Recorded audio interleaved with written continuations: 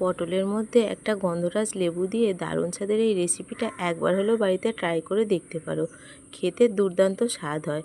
কম তেল মশলা দিয়ে সম্পূর্ণ নিরামিষ সুস্বাদু এই রেসিপিটা কিভাবে করছি প্রথম থেকে শেষ অবধি ভিডিওটা দেখতে থাকো। আশা করছি তোমাদের ভালো লাগবে। নমস্কার বন্ধুরা, রিনাস কুকিং উইথ নেচারে আপনাদের সবাইকে স্বাগত। আজকের রেসিপির জন্য আমি এখানে কয়েকটা পটল নিয়েছি। পটলের গাগুলো এইভাবে করে প্রথমে খোসাগুলো একটু চেঁচে নিতে হবে। একটা ছুরি বা বটির সাহায্যে এইভাবে করে চেঁচে নিয়ে দুদিকের মুখগুলো আমি কেটে নিচ্ছি। দুদিকের মুখগুলো কেটে বাদ দিয়ে দিলাম। এবার পটলটাকে একটু চিড়ে নেব। পটলটা দেখো এইভাবে করে মুখটা চিড়ে দিচ্ছি। একদিকটা চিড়ে দিলাম, অপর দিকটা ঠিক অন্য দিকে চিড়ে নিতে হবে। একদিকটা যেদিকে চিড়বে ঠিক তার উল্টো দিকটা অন্য দিকে চিড়ে নিতে হবে। একইভাবে চিড়ে নিলে হবে না দুদিকটা। এইভাবে করে সমস্ত পটলগুলোকেই আমি চিড়ে নিচ্ছি। পটলগুলো চিড়ে পরিষ্কার করে ধুয়ে নিয়েছি। সমস্ত পটলগুলো দেখো একই রকমভাবে কেটে নিয়েছি। পটলের মধ্যে অল্প দিলাম নুন। নুনটা খুব ভালো করে পটলের গায়ে মাখিয়ে নিতে হবে। সুস্বাদু এই সহজ রেসিপিটা একবার বাড়িতে ট্রাই করে দেখতে পারো। ভাত বা রুটি পরোটার সঙ্গে খেতে দুর্দান্ত লাগে। পটলে তো নুন মাখিয়ে নিলাম। একটা মিক্সির জার নিয়েছি। মিক্সির জারের মধ্যে 3 থেকে 4 টেবিল চামচ দিলাম টক দই, দিলাম 3টে কাঁচা লঙ্কা, আর নিলাম এখানে গন্ধরাজ লেবু। গন্ধরাজ লেবুর সবুজ যে খোসাটা আছে সেই খোসাটা হালকা করে এইভাবে করে একটু গ্রেট করে দিতে হবে।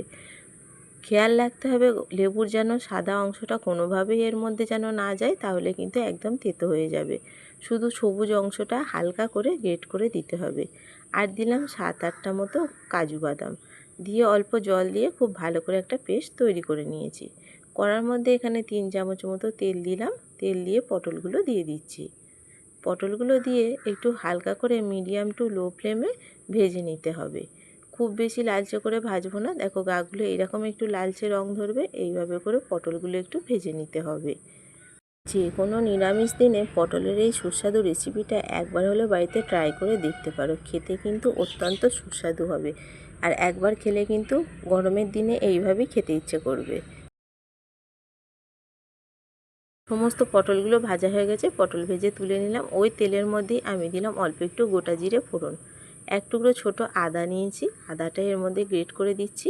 আমি আদাটা এখানে গ্রেট করে দিচ্ছি। এখানে তোমরা আদা বাটাও ব্যবহার করতে পারো, তবে খুব বেশি নয়, হাফ চামচ মতো দিলেই হবে। আদাটা খুব ভালো করে ভেজে নিলাম যাতে আদার কাঁচা গন্ধ না থাকে। যে মশলার পেস্টটা তৈরি করে রেখেছিলাম সেই মশলার পেস্টটা দিয়ে দিলাম। মশলার পেস্টটা দিয়ে খুব ভালো করে একটু নাড়াচাড়া করে নিতে হবে। মশলা থেকে যতক্ষণ না তেল ছাড়ছে ততক্ষণ মশলাটা একটু ভালো করে কষিয়ে নেব। স্বাদ মতো দিয়ে দিলাম নুন। নুন দিয়ে আবারও খুব ভালো করে এটা মিশিয়ে নিচ্ছি। মিডিয়াম টু লো ফ্লেমে মশলাটা ভালো করে কষিয়ে নেব। খুব সামান্য 1 চিমটে দিলাম একটুখানি হলুদ। হলুদটা নাও দিতে পারো। হলুদটা দিলে একটু কালারটা গন্ধরাজ লেবুর মতো আসবে, তাই আমি হলুদটা খুব সামান্য 1 চিমটে মতো দিলেই হবে। দেখো মশলা খুব ভালো করে কষানো হয়ে গেছে। মশলা থেকে তেলও ছেড়ে গেছে। আমি কিন্তু বাড়তি কোনো তেল এখানে ব্যবহার করিনি। যেটুকু তেল দিয়েছিলাম সেই তেলে কিন্তু পুরো রান্নাটা হয়ে যাবে। পরিমাণ মতো জল দিয়ে দিলাম। মিক্সির জারটা ধুয়ে অল্প একটু জল দিয়ে দিয়েছি, আর বাড়তি খানিকটা জল দিয়েছি 1 কাপ মতো। ভেজে রাখা পটলগুলো এবার দিয়ে দিলাম। পটলগুলো দিয়ে খুব ভালো করে মিশিয়ে নিলাম। ঢাকা দিয়ে মিনিট 2 সময় নিয়ে মিডিয়াম আঁচে ভালো করে ফুটিয়ে নিতে হবে। এতে করে পটলগুলো খুব ভালোভাবে সেদ্ধ হয়ে যাবে। খুব পটলটা খানিকক্ষণ ফুটিয়ে নিয়েছি। ফুটিয়ে নেওয়ার পর ঢাকাটা এবার একটু খুলে নিলাম। যেহেতু নিরামিষ রান্না সামান্য দিচ্ছি একটুখানি চিনি, আর টক দই দেওয়া আছে। এতে করে চিনিটা দিলে টক মিষ্টি ঝালটা সমস্তটাই একবারে ব্যালেন্স হয়ে যাবে। আবারও একটু গন্ধরাজ লেবু নিয়ে গন্ধরাজ লেবুর যে খোসাটা সেই খোসাটা এইভাবে করে গ্রেট করে দিচ্ছি। এতে করে গন্ধরাজ লেবুর যে স্বাদ আর গন্ধ সেটা দুটোই পটলের মধ্যে পাওয়া যাবে। একবার হলেও এইভাবে একবার গন্ধরাজ লেবু দিয়ে পটলের এই রেসিপিটা ট্রাই করে দেখতে পারো। আমি যেভাবে বানালাম এইভাবে একবার বানিয়ে দেখো, আশা করছি তোমাদেরও ভালো লাগবে। গরমের দিনে হালকা পাতলা রান্না খেতে চাইলে এইভাবে কিন্তু একটু কম তেল মশলা দিয়েও রান্নাটা করে নিতে পারো। খেতে কিন্তু অসাধারণ লাগে।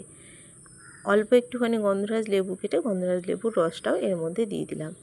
খুব ভালো করে দেখো সমস্ত কিছু মিশিয়ে নিলাম। আর এটা বেশি ফোটানোর প্রয়োজন নেই। এটা এইরকমই রাখবো গ্রেভিটা, কারণ কাজু বাদাম দেওয়া আছে। এটা ঠান্ডা হয়ে যাওয়ার পর অনেকটা ঘন হয়ে যাবে। গন্ধরাজ পটলটা দেখো পরিবেশনের জন্য একদম রেডি হয়ে গেছে। আমি এখানে একটা ডিশের মধ্যে সার্ভ করে নিচ্ছি। আর দেখতে কতটা সুন্দর হয়েছে দেখো, খেতেও কিন্তু দুর্দান্ত স্বাদ হয়। একবার না খেলে বুঝতে পারবে না যে এর স্বাদটা কতটা সুন্দর হয়।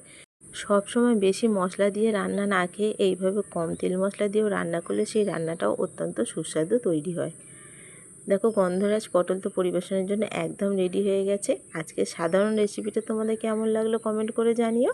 ভালো লাগলে লাইক কমেন্ট শেয়ার করে দিও। আর আমার চ্যানেলে নতুন বন্ধু থাকলে চ্যানেলটা সাবস্ক্রাইব করার অনুরোধ রইল। ইউটিউব থেকে দেখলে চ্যানেলটা সাবস্ক্রাইব করে পাশে থাকবে, ফেসবুক থেকে দেখলে ফলো করে রাখবে। আবার দেখা হবে অন্য কোনো রেসিপিতে। সবাই ভালো থাকবে, সুস্থ থাকবে, সাবধানে থাকবে। ফিরে আসবো অন্য কোনো রেসিপি নিয়ে। সম্পূর্ণ ভিডিওটা দেখার জন্য অসংখ্য ধন্যবাদ।